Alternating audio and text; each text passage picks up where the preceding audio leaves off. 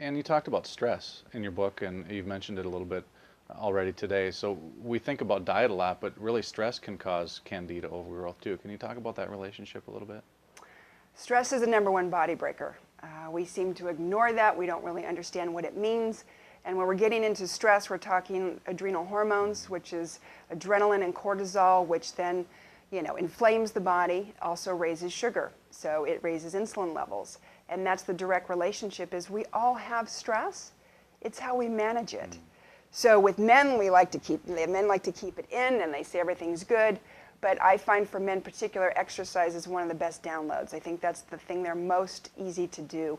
For women, it could be everything from also exercising, but I find women to be a little more emotional and in touch with that stress, but finding ways to channel it, whether it be journaling, meditation, going to see a therapist.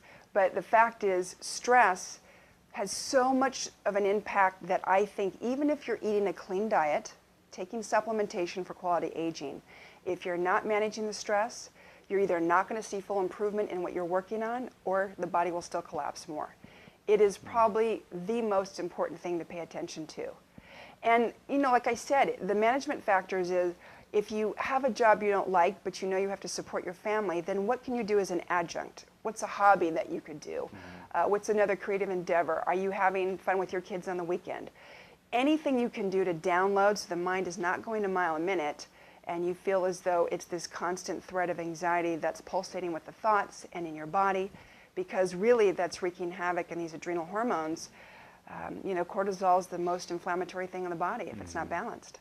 Easier said than done too. It seems Absolutely. Probably in the last 15, 20, 30 years, we're all working more. Both parents are working, more stress at home.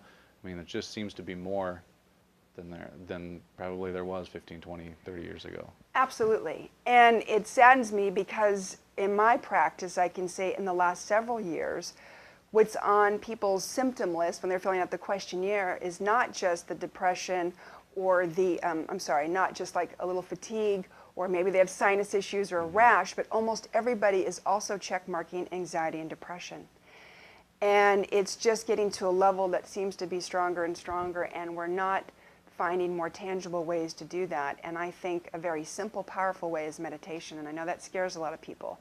But I tell them if they can just do 5 minutes before they hop out of bed, sit up, say the word now silently over your crazy thoughts, almost like stock numbers on a ticker tape, and say the word now as a silent mantra. And if you can just get 30 seconds of a gap where you weren't thinking a thought, you will have a better day.